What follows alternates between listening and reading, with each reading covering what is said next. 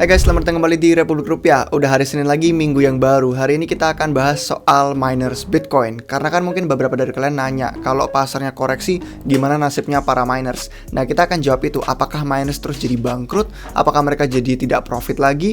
Dan gimana dampaknya nanti dari yang dirasakan miners ke pasar selama beberapa bulan ke depan? Kita akan bahas semua itu. Pokoknya semua tentang miners dan semua tentang menambang Bitcoin hari ini. Oke, let's go!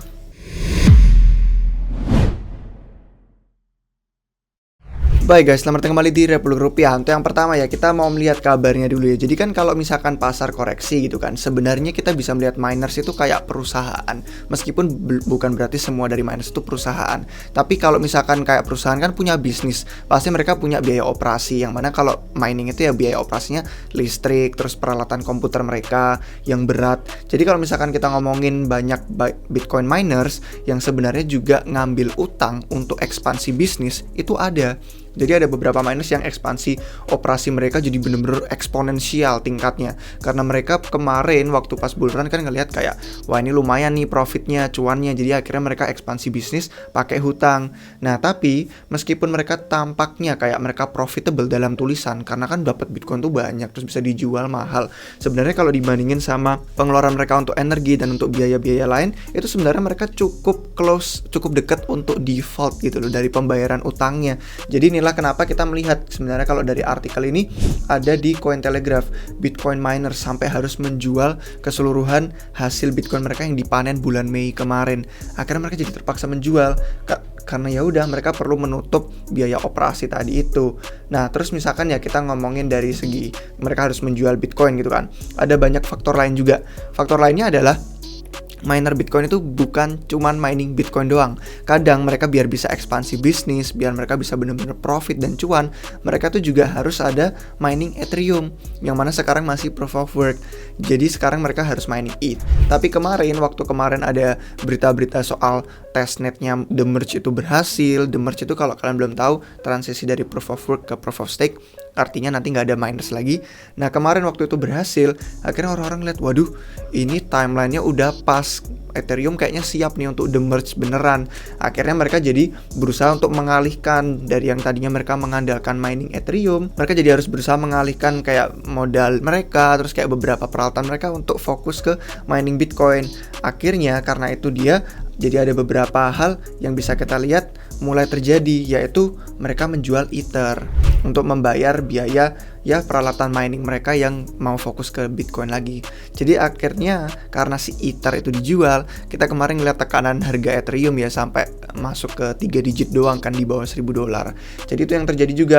Para miners pun akhirnya dari satu mereka ada hutang, terus mereka perlu melakukan mining ETH, terus mereka sekarang harus melihat bahwa ETH itu akan transisi ke proof of stake. Mereka harus mengalihkan lagi modal dan peralatan lain untuk bisa ke fokus ke Bitcoin, atau mungkin ada beberapa aset koin lain yang bisa ditambang dengan menggunakan proof of work.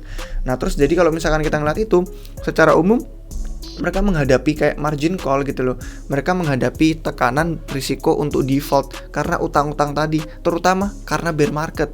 Kita tahu ya, Bitcoin udah turun dari all time high-nya cukup dalam, lebih dari setengahnya, sekitar ya 60%-an lebih.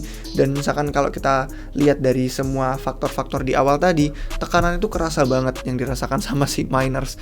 Mereka benar-benar ngerasa bahwa ini bukan solusi yang mudah, dan mereka benar-benar mengalami yang namanya tekanan gitu kan, risiko.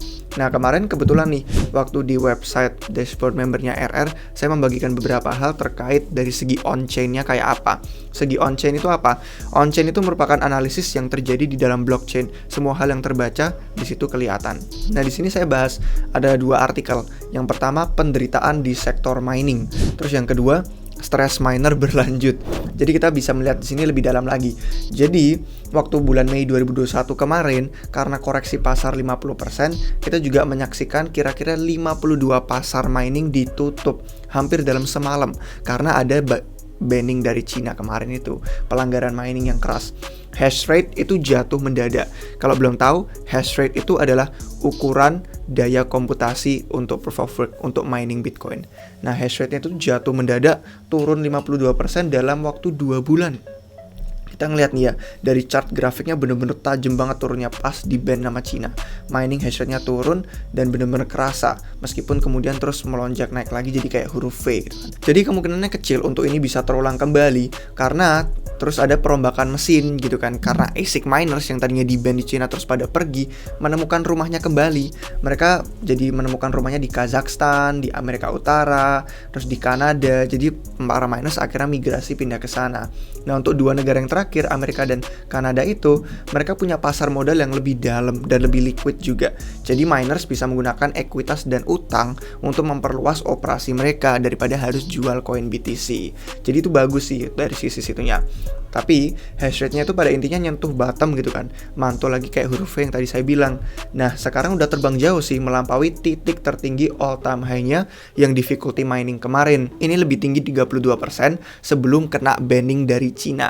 Artinya mayoritas daya hash mining yang berasal dari Cina udah menemukan rumah kembali kayak tadi. Jadi ada positifnya dikit. Cuman kalau ngeliat dari sisi kontranya, difficulty mining artinya kesulitan dalam menambang gitu kan, meningkat. Artinya apa? Dalam bahasa sederhananya, Bitcoin itu lebih mahal untuk ditambang, biaya produksi itu lebih tinggi. Modal yang dibelanjakan untuk relokasi perangkat mesin lama tadi, terus mereka migrasi, itu kan juga bayar biaya mahal. Untuk membeli perangkat mesin baru juga, itu akhirnya harus balik modal, harus pulih dulu. Nah, sementara revenue minernya turun karena Bitcoinnya turun. Jadi ada biaya USD yang harus mereka bayar. Karena ya biaya listrik dan lain-lain kan ngikutin biaya mata uang fiat. Tapi revenue Bitcoinnya yang merupakan hadiah mereka dari mining, itu rewardnya kayak dipotong karena harganya turun setengah. Jadi akibatnya miners harus melikuidasi beberapa bagian dari treasury mereka, perbendaharaan. BTC mereka harus dijual. Artinya apa? Beberapa miners itu menjual 5.000 sampai 8.000 BTC per bulan. Meskipun dia nggak separah pas Luna kemarin ya, sampai 80.000 BTC dijual, dimuntahkan gitu kan. Nah, demikian ada salah satu analis di Glassnode yang lumayan jago on-chain. Dia bilang, kita sekarang perlu memantau miners yang sedang dalam tekanan. Kita lihat apakah miners ada tanda-tanda kapitulasi. Yang artinya, secara historis ini merupakan sinyal titik terendah dari bear market. Jadi kalau kita mau ngeliat berapa lama bear market dan titik terendahnya, kita bisa salah satu faktornya, alasannya, kita memantau miners kayak apa tekanannya. Nah, terus saya lanjut tulisannya di sini, stress miner gitu kan, berlanjut. Mereka tuh lanjut stresnya dan tekanannya karena ada banyak posisi yang mereka salah. Posisi mereka short difficulty, padahal difficulty-nya naik, levelnya tinggi. Jadi kalau misalkan naik levelnya tinggi, artinya dalam bahasa sederhana, teka-teki mining Bitcoin lebih sulit. Semakin mahal biaya untuk produksi Bitcoin. Artinya ini semua yang terus naik jadi berat buat mereka. Dan karena harga Bitcoin kemarin pas bull run tinggi, terus semakin banyak miners ikutan masuk karena pengen cuan, terus ASIC-nya jadi, yang ASIC ini komputer untuk memining khusus Bitcoin itu jadi lebih efisien. Artinya jadi lebih tinggi difficulty, lebih mahal untuk mining. Sulit mereka posisinya. Terus short energy, padahal energinya malah naik. Kemarin kan kita ngelihat dari segi perang Ukraina Rusia, terus bener-bener rantai pasokan tuh bahaya. Dan bener-bener ngelihat konsumsi energi itu jadi lebih mahal banget gitu kan biayanya. Akhirnya kalau misalkan biayanya bukan bersumber dari gas, itu berasal dari uranium, solar, batu bara, atau sumber lainnya lagi. Nah, harga-harga energi ini nggak murah, nggak rendah, malahan semakin meningkat. Jadi biaya produksi makin mahal, utang makin dalam, dengan meningkatnya difficulty yang tadi juga. Terus mereka malah long Bitcoin kemarin karena habis bullish kan. Padahal kita tahu performanya buruk dalam bulan-bulan terakhir. Penghasilan utama mereka turun 56% dari all time high, meskipun sekarang udah 60% lebih. Dan ini terjadi sementara biaya yang mereka keluarin tuh makin meningkat signifikan. Makin kerasa nih tekanannya ya sebagai miners. Terus ada tax. Miners harus bayar pajak karena koin yang mereka tambang itu harus mereka bayar pajaknya. Dan kadang disuruhnya bayar pajak sesuai pas pertama kali ditambang. Mungkin pas pertama kali ditambang harganya pas lagi di atas. Dengan segitu mereka utangnya banyak dalam bentuk USD, sedangkan Bitcoinnya turun nilainya. Terus yang terakhir, mereka tuh tidak diperdagangkan secara publik, nggak semua miners. Jadi cuma beberapa aja. Artinya mereka sulit dapat dana, sulit untuk minta utang, sulit untuk mendapatkan duit. Akhirnya saham mining jadi kelihatan kayak chartnya Dogecoin yang bener-bener kayak turun tajam. Nah, jadi kalau seperti kalian lihat, semua posisi yang diambil sama miners itu salah. Mau short, mau long, semuanya posisinya salah di saat bersamaan. Akhirnya, karena tanda-tandanya tidak melambat, mereka melikuidasi lebih banyak isi perbendaharaan Bitcoin lagi.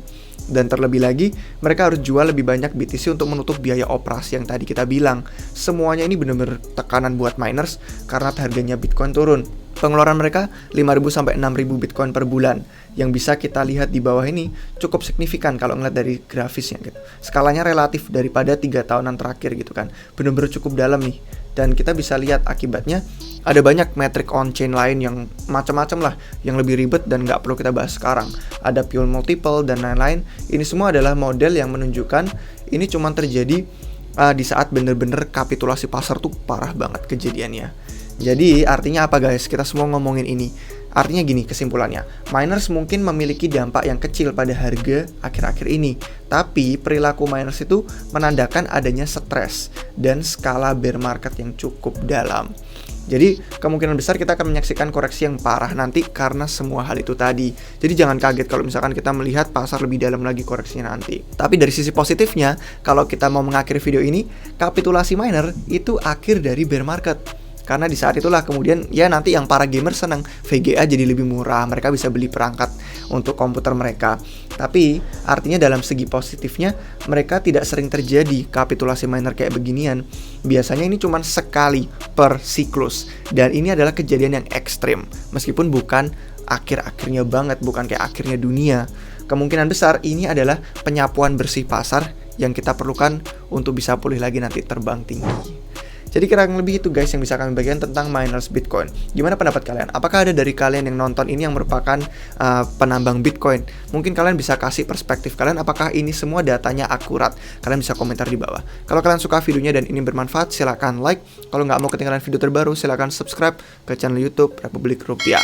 Terima kasih untuk yang sudah nonton sampai akhir. Sampai jumpa kalian semua lagi di video yang berikutnya. Cheers! Halo semuanya, jika kalian baru saja memulai perjalanan kripto kalian, atau jika kalian sudah berpengalaman dan ingin menyelam lebih lanjut, kami memiliki semua bantuan dan informasi yang kalian butuhkan jika kalian bergabung menjadi anggota komunitas Republik Rupiah. Di website republikrupiah.com, kami juga memiliki berbagai artikel berita seputar dunia kripto, artikel blog gratis, dan link video YouTube kami yang dapat kalian cari dan akses secara gratis. Kami juga memiliki merchandise RR seperti yang saya sedang pakai ini, yang dapat kalian beli langsung dari website kami. Dan tentu saja, semua video yang kalian tonton hari ini bukan merupakan nasihat keuangan. Semua konten yang kami buat hanya ditujukan sebagai hiburan maupun edukasi semata. Jika kalian mencari nasihat keuangan, kalian bisa menghubungi penasihat keuangan terdekat kalian atau penasihat keuangan lainnya. Sampai jumpa di video berikutnya.